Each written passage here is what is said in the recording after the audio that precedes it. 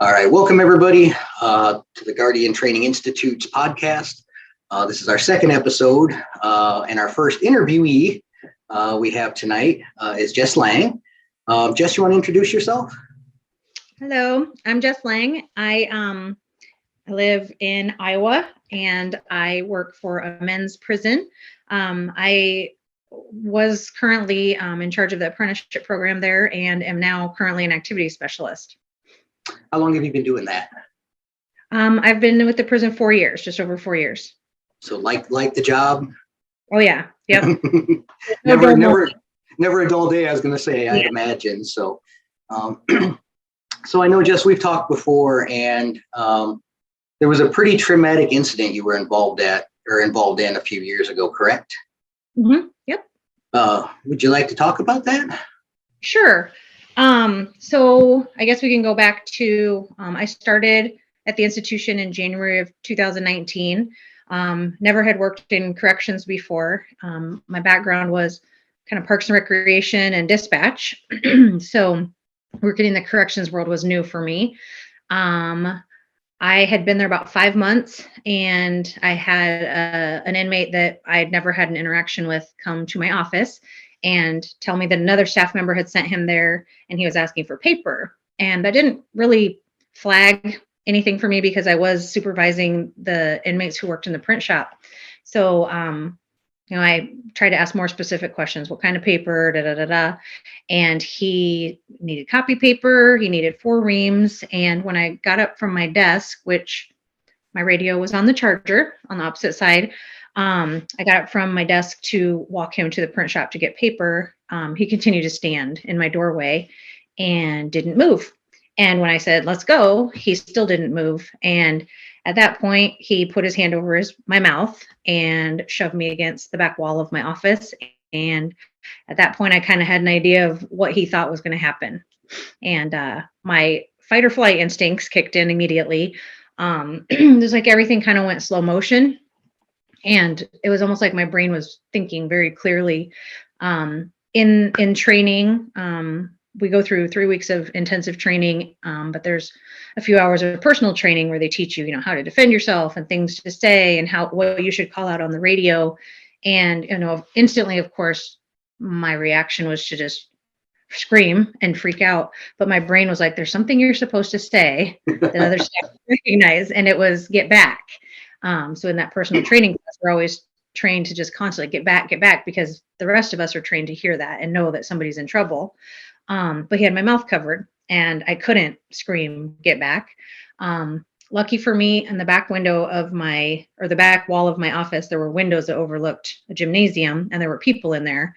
And the more he and I fought, the louder my shrieks were getting. And I was eventually, able to pull his hands off my face, and it was just kind of frantic, clawing, pushing, trying to scream, trying to get him out of my office, trying to stay on my feet because he was trying to get me on my back.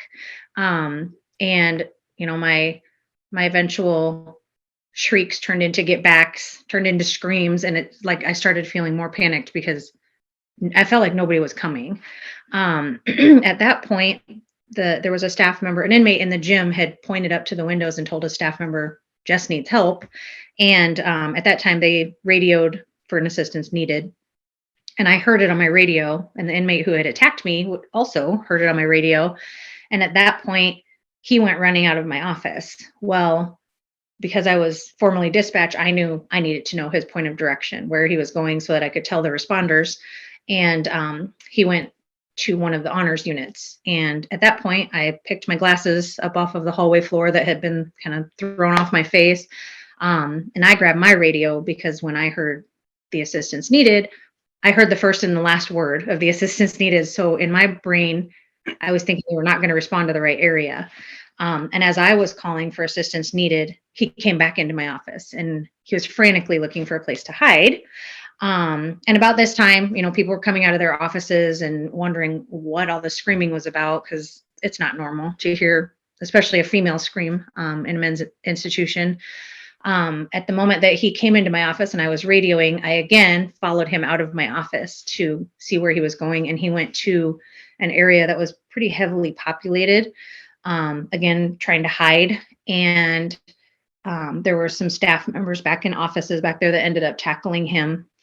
And I just stood kind of in the main hallway and directed the response team on where to go. And at that point, everything I'm shaking, but I'm just trying to get this situation resolved. And I surprised myself and how calm I was in the reactions. But one of the captains came up and saw it in my face and had me go to my office and was like, what happened? And I just started crying and said, he just attacked me in my office. And I think he wanted to rape me. Like, here's what happened. And it was kind of a whirlwind from that point. That had to be a extremely traumatic, scary fight for your life situation you were in. Yeah. And I've never, I like to say my life's been pretty vanilla. I've never been put in a situation like that. It's physically. I mean, there's been verbal things. I've endured a lot, in dispatch, even working at the rec center that I worked at. It was a difficult population at times. But that was probably the most scariest moment of my life. So right after it happened or soon after it happened, what types of things were you dealing with as far as emotional, psychological, those types of things after an incident like that? The immediate was kind of shock. I was whirlwind down to the security office, and of course, wardens and deputy wardens and all of the treatment team and supervisors and security. Like, it was just a barrage of people. Again, I still was surprising myself in how calm I was, and I think it scared them too. How calm I was. They had a nurse come in and make sure that I was, excuse me, physically okay. Checked me out, and they just, what do you need? What do you want? Do you want to call your family? And I'm like, oh goodness, no. Like, my husband was never comfortable with me getting a job at a men's prison. He was the last person I wanted to call, but the first person that I wanted to call. But I just said, I need to let some things settle down before I call him and my family and let them know what happened.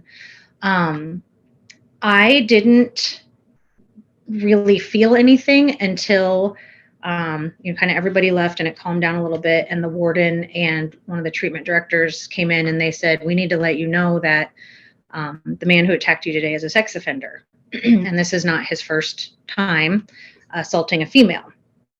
And that kind of just knocked the wind out of me.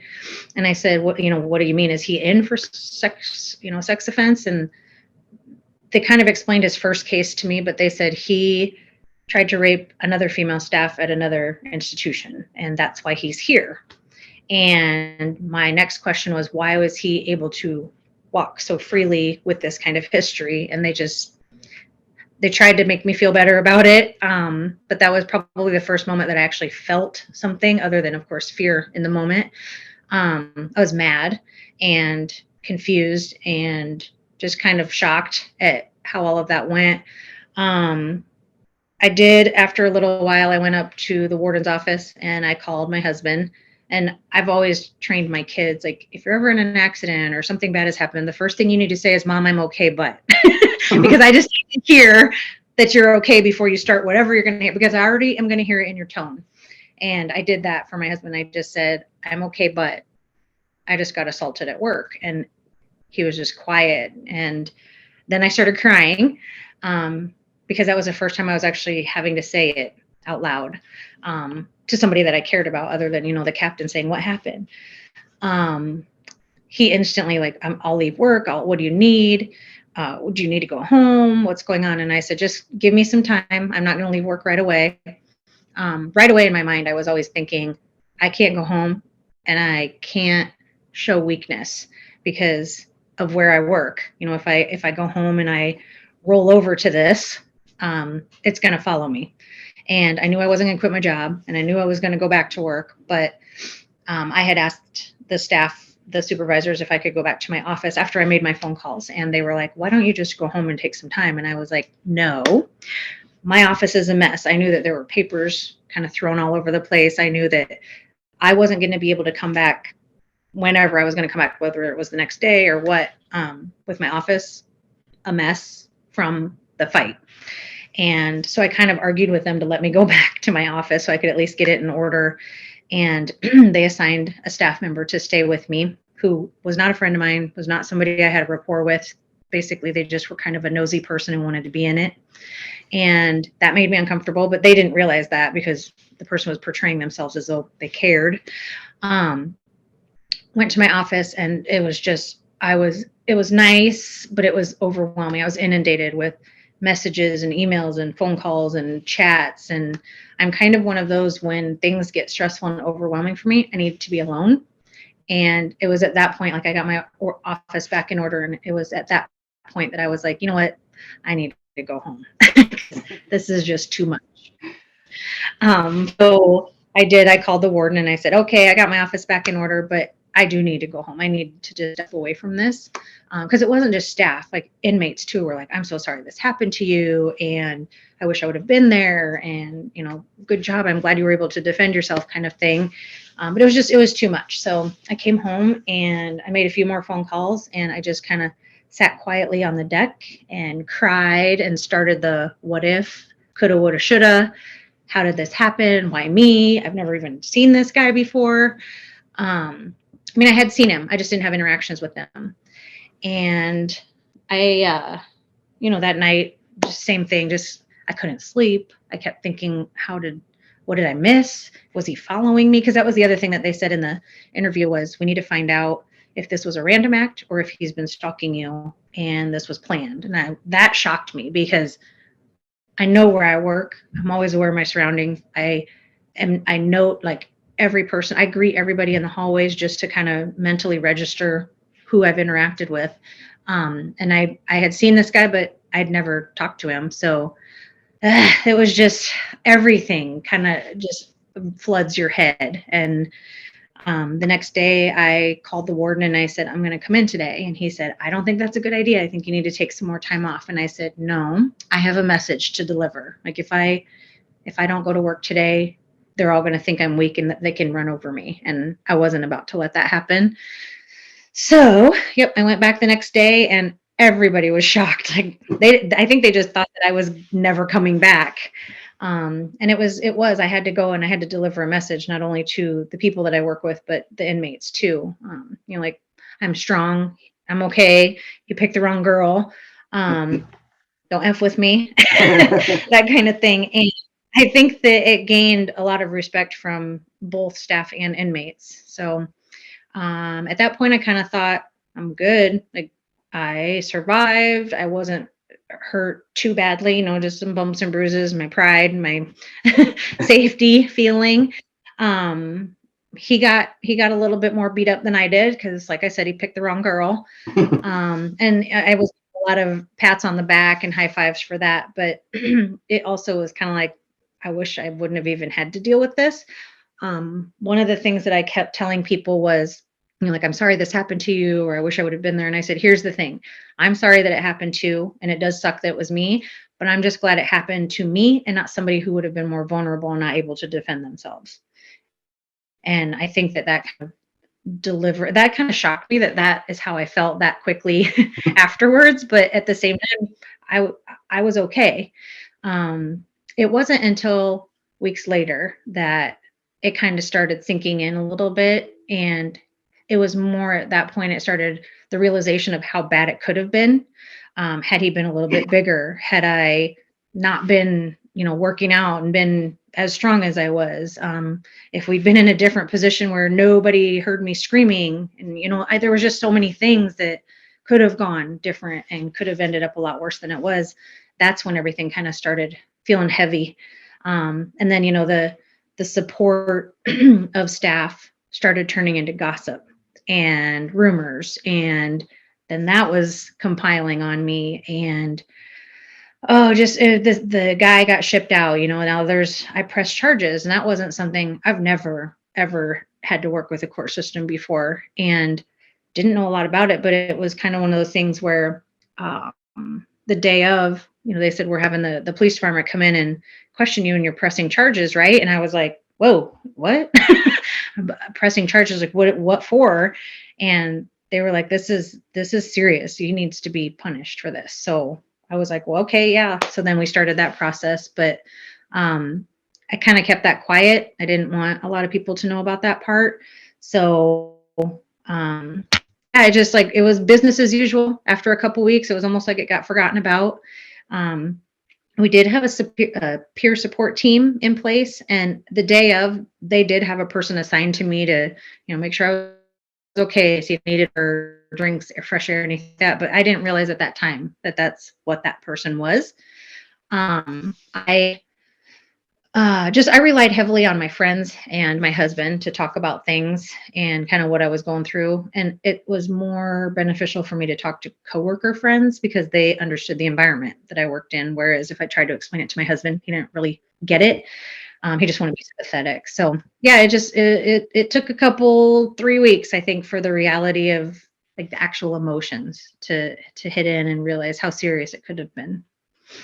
You make a couple really interesting comments that I hear repeatedly in incidents where I can go talk to people that have had a traumatic event. One of them is, one of the comments you made, which I hear a lot, is, I can't show weakness in this environment, right? And it's tough. It's a tough situation because you need to heal, but yet you can't show that you need to heal, right? So it's that catch-22, right? I need help, but how do I get it so not everybody knows that I'm getting the help? And that's part of what we're trying to do here at the Guardian Institute, obviously, is to get these things started. And I know from our conversations, you did eventually get to a point where you needed some help, right? Yep, I kind of was stuck. Well, we have an EAP, the Employee Assistance Program at work, but every time I would have something kind of flare up, it was when I was at work. And I didn't feel comfortable calling the phone number to talk to a complete stranger on the prison system about my incident. So I decided to go to a private counselor on my own through my own insurance. And again, people don't understand the environment that I work in. And so the lady that I went to speak with, it took 3 appointments to explain to her what it's like working in a prison, what the dynamics like, what the people are like, what my rapport and my relationships with staff and inmates are. And I never really got a touch on the subject. And I just gave up on it because I was feeling more healed by talking to my coworkers who totally understand. They know the people, they knew the guy, they knew where my office was. Like I didn't have to explain all of that to them. I could just say, this is how I feel. And they would say, talk to me. And just talking about it made me feel better. And I'd imagine that would be extremely frustrating when you're going to somebody and you're saying, it takes a lot for me to come here and admit that I need some help from you. And I feel like all I'm doing is explaining what I do, and you're not receiving the help you need, correct? Correct. Yeah, absolutely. And even at that point, I've never had PTSD. I've never had, like I said, I have a vanilla life. I've never had anything traumatic happen before this. And I had my first episode of a PTSD experience at work. I had a gentleman come to my office. He surprised me by kind of popping around the corner, and I was coming through the basement because the upstairs sliders were being maintenanced, and I didn't have my radio. I didn't have my keys. I only had my backpack because I was just coming into the institution and had to go up the stairs to get all of that stuff. But I had to go through the basement first. And as I was coming through the basement, a gentleman popped around the corner. He was doing his job. He was just there coming out of the hallway with laundry. That's what is, he was there. He was where he was supposed to be. But he surprised me enough that it startled me and took me right to that moment. I couldn't breathe. I was trying not to cry because, again, I'm in a male prison and I'm about ready to go to the busiest part of the prison. And I'm trying as hard as I can to catch my breath, to run up the stairs and get myself out of this situation, but not cry. And I still had to get my keys. I still had to get to my office for my radio. Like I didn't have anything. And I was able to just barely keep it together before I got to my office, and I just bawled like a baby. I had to shut the door, and it was like ugly cry, almost like I'd been holding it in entirely too long, but that just, it was a trigger for me. And I didn't know it was even going to be a trigger.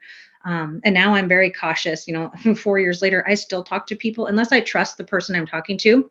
My back's always to the wall. I can always see what's going on around me. My radio is typically about a quarter of a mile away from my entrance point of the building. So I found a friend's office to put it in. So I have it right away. And I know, because of my situation, I have a certain level of protection that others don't, just because of at that gained respect. They don't want to see me have to go through something like that again. But I'm on my guard and on my toes and aware of my surroundings at all times, just because of what I went through. So as far as that was 4 years ago, correct? Mm-hmm. So It'll as be far 4 as years in May. almost 4 years, pretty Mm-hmm. close. So Yep. I appreciate you coming and talking, because part of what we need to do as a group is to come together and normalize these things. What you experienced and what you probably still experience today are normal. We're not robots. We're human, and we're going to have those emotions and feelings, even though we're in a profession that dictates that we shouldn't have these feelings, and we can't be weak. We can only hold it together for so long. And then we either lose it or we deal with it. So those are our two choices. So I really appreciate you coming and talking about those things. How are things today? Do you still have triggers once in a while? Do you still wake up with the dreams, all those types of things? I don't. I haven't had, knock on wood, I haven't had a dream even since the first year, like within the first year of it happening. I like to think that I've worked through it, but there are things that still surprise me. I just recently, it was probably a year and a half ago or so, we had a training at my institution for peer support, and they had a speaker come in who was a gentleman who'd been stabbed at a prison. And while he was talking about his experience, I was fine. While he was talking about his, like, how the staff supported him and rallied around him at first, and then eventually it was just like, oh, well, you've been out of the hospital for a month and you're back to work, so you must be better. And that was when kind of his difficulty started. That was hard for me to hear. And how he said, people were telling me I woulda, coulda, should have done this, should have done that. And just listening to him and how his recovery went, I couldn't breathe. I started crying. And I was just listening to his story. His story is completely different from mine, but the healing and trauma part of it was the same. And I recognized the feelings that he had felt, but he also had pushed his down for years and years and years. And his didn't surface until 10 to 15 years after his event, where I'd already kind of started working through mine. So I recognized it. And I asked him, I said, well, after that happened to you, did you ever reach out to anybody? Did you talk to somebody in corrections? And he's like, no, it took years to even go to a therapist to explain to somebody how I was feeling and what was going on. And he said 10 years later, he was digging in his yard and something PTSD kicked in with him. But he and I exchanged phone numbers that day, and we've actually become good friends. We're actually working together, trying to get, some support groups outside of the institutions. He doesn't work in corrections anymore, but he wants to help people as well. But there have been times I've had to call him or text him and be like, oh my gosh, this happened today, and it upset me, and it came out of nowhere. And then there's other times where he's like, oh my gosh, his was 20 years ago. He texted me and said, I'm in Indiana and I just got into an elevator with a guy who matches the description of the guy who stabbed me. And he's like, I want to kick his ass. And I'm so angry right now. And I'm like, okay, talk to me. Let's focus. But it's just the most random times these things come up. And it's so nice. I think it's helped both of us tremendously that we have each other. Even though our experiences were totally different, our after effects are the same. Yeah. And just recognizing, like, it's okay. I mean, he called me one night and he's like, I'm so angry. I want to go shoot my gun. I think that somebody left a note on his door that said, hey, I'm back in town. And his mind instantly went to, hey, I'm back in town. I'll see you soon, or something to that effect. And it triggered him. And it ended up being an old friend. But that's where his brain went, was this guy's out of prison and he's being a smartass telling me I'm in town again and I'm going to see you soon. And he was very upset that night. And we talked through it. And, I told him, I kept saying, I'm so sorry to bother you with this. I feel so weak and this makes me angry. And I'm like, absolutely not. This is not, no, the fact that you even reached out to somebody to talk to somebody, this is strength. This is not weakness at all. It's quite the opposite. So it's nice to have somebody kind of right at the touch of your fingertips to reach out to and feel safe with. And you're absolutely right that it's not weakness to reach out. It takes somebody who's really strong to say, hey, I'm struggling. I need help. And we all need help sooner or later. We can't go through it alone. It's funny you talk about that situation where all of a sudden it was just a trigger. I've had a few traumatic events that really affected me. I've had several over my career, but I had a few that really affected me, and I hadn't thought about it. I haven't, had anything come up for years and years and years. And we were just happened to be on a cruise last year, and I was on the treadmill and I was watching some crime show, and it triggered that response. And all of a sudden I was back in that situation, and the anxiety kicked in, and I was sweating, and, and it's been, oh God, it's probably been 15 years since that happened. And it's just like that instant you're transported back to that situation. And it went away quicker than it used to. So, therapy and talking to people and realizing you're not alone is what people need. And people like you that are willing to talk and say, hey, I still deal with these things. And we do put on some classes, and I know you're coming to one of our classes next week. And there's some videos that are hard to watch for me, that trigger some of the feelings again. And, sometimes I get teary eyed with these videos. Like you said, it brings me back to experiencing it again. And I feel what these people are feeling because I've been there. But when I went through all my stuff 7 or 8 years ago, when I left the sheriff's office, there were no resources out there. I felt alone. I thought I was the only one going through these things, and I thought everybody else was fine. And it took me quite a while to realize that it's the exact opposite. A few people are doing okay, but a lot of people are struggling. And so we need to break those stigmas and barriers, which I really appreciate you coming on and talking about these things. So how is this? The stigma is awful. The stigma is what kind of prevents people from talking to each other, because we're supposed to be tough and we're supposed to be strong, and these things, we're supposed to be desensitized. But we're human. You can't help it. And it is so funny it's not funny, but it's amazing to me how the mind works. When you are triggered so many years later, or so many months later, whatever, it is like the exact same feelings that you experienced in that moment, that for no reason, for some crazy little something that happened that just takes you back to that place in your brain. Pretty fascinating and awful. It is. A friend of mine, he retired a few years ago. He was a sergeant at a local police department. Very A-type. I'll call him the man's man. Head of the SWAT team. Did all the fun stuff. He was a sniper. He did all these really cool things. And he retired, and I talked to him about a year ago-ish now. And he said, I never realized when I retired, everything I never dealt with would come back to me. And he was having a really hard time. And he said, I started doing some charity work, and I just started getting into some therapy, and now I'm starting to feel good about myself again. So, even the manliest guy in the world can't deal with everything on their own. And one of the things I say to people, go to therapy, reach out, talk to somebody.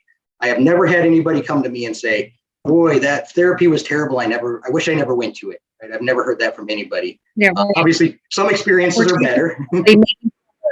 So we're talking to somebody makes you feel worse about it. Nobody says that. No. And the stigma, like we talked about, is the huge thing. How do we break it? I think we break it through people like you that are now reaching out and being part of the peer support, being part of the programs, getting programs like ours into the institution to say it's okay to reach out to your fellow coworker and say, hey, Jess, I see you struggling. What can I do to help you? Because in the professions we're in, we don't do that. We step away from people, and that's wrong. We should be stepping to them. So hopefully we can continue that and try and break those things. So absolutely. Yeah. And with our peer support, I always tell people that I am a coordinator of a peer support group for my institution. And I try very, very hard to be progressive and reactive. We try to establish the trust and show them that we're there to support them at all moments, not just in moments of crisis. And I think by doing that, when a peer or a friend or a coworker reaches out to one of our teammates and says, hey, I just spoke to my friend and I know they're struggling, or the person's going through a lot, or this person's mom died, or whatever, we make a point even for the big and the small things, like dogs dying. That's a big deal to some people. I'd be devastated if something happened to my animal, but like showing them that we care. Yeah. Or I heard you were, during COVID, I heard that you're sick or your mom was really sick. We do little things like that to reach out and show them that we care, so that when the big moments happen, it's not just like a barrage of people showing up and overwhelming you. We're coming. And sadly, on my watch, I've always said I don't want to lose anybody on my watch, and I've lost somebody on my watch. Suicide is kind of a high percentage thing that happens in this field of work, and I don't want to see that happen. I want people to know that if you're in those dark moments, there's always somebody that you can reach out to who will help you. And the biggest thing that I find with small things, big things, house fires, car accidents, people dying, I mean, we reach out for everything that we know about and can find out about, but it's the follow-up that's really important. It's not just the initial contact. It's making sure you're getting in touch with them, saying, everybody says, let me know what you can do. When you say, let me know what you can do, ask, what can I do? What do you need? And then following through with it. And then weeks later, a month later, 6 months later, how are you? I haven't talked to you in a while. What's going on? Do you need anything? Are you doing okay? Because that is always a possibility of the emotions are going to come up later when the shock wears off and the stress wears off and everybody else goes away. You still have to be there. And that's just something that my team works really, really hard to try to get in place, so that we don't lose anybody on our watch, and they know that they have somebody they can turn to. And that's great. I wish there were more, and there's starting to be. There's more departments that are starting to realize this is important work. We run into a lot of the old school things, the suck it up, right? I dealt with it in my time. You can deal with it in your time. I've been to officers' funerals. I've been to suicides. I've been to, all of those things, and I don't want to go anymore. I really don't want to go anymore. So, when people are struggling, reach out to them. Don't be afraid to reach out and say, Jess, I see you're struggling. What can I do to help you? Because like you said, you don't want to lose anybody on your watch, and I don't want to lose anybody I know or I've talked to. I always tell everybody, and that's true today. Every training I go to, I hand out my card with my personal phone number on it. If you need something, you call me. If you need to talk, you call me. I'll answer the phone. If I don't answer, leave me a message and I'll call you back as soon as I can. So we've got to be there for each other, because like you said, we feel more comfortable talking to people who understand. We have to care for each other, because nobody else is going to be there for us but us. So absolutely. And you might love and trust your spouse as much as, like, more than anybody, but if they don't work in the environment that you work in, they're not going to be able to fully understand and help you. Absolutely. It's what it is. Yeah. And it's also, oh no, I just lost what I was going to say. It went bye-bye. It'll come back. Absolutely. I know what I was going to say. Bill can cut that out. I believe the biggest success in a peer support group is having the buy-in of your administration. I'm really, really fortunate at my institution, and even within the department that I work for, it's becoming more of a serious thing, and they are understanding. Unfortunately, it took a really awful event to happen for people to take this seriously, but and to step up and know, like, oh gosh, our staff need us now. They need this support. They need counseling. They need whatever.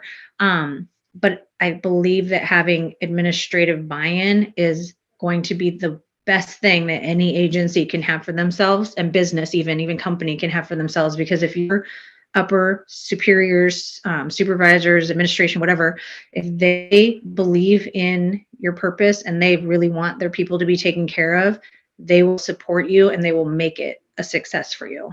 Absolutely. And unfortunately, if you don't have buy-in from the top down, your program's going to fail. So, yep. And it's going to, you do it on your own time, and not on mine. Unfortunately, in a lot of departments, we see people that say, hey, I want peer support, which is great. It's a great piece of the puzzle. But administration thinks, hey, I brought peer support. I checked that box. I'm done. I don't have to do anything else. I did my job. And that's just not it. It's a piece of the puzzle. It's a great piece of the puzzle.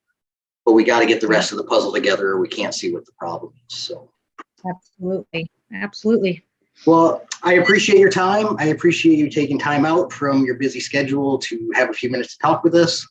I appreciate everything you've done to try and get these programs going. I know we've worked together on several things, and we're going to keep working to get these things up and going and help you guys get the best program in your departments that we can. So, yeah, I appreciate it. Thank you very much.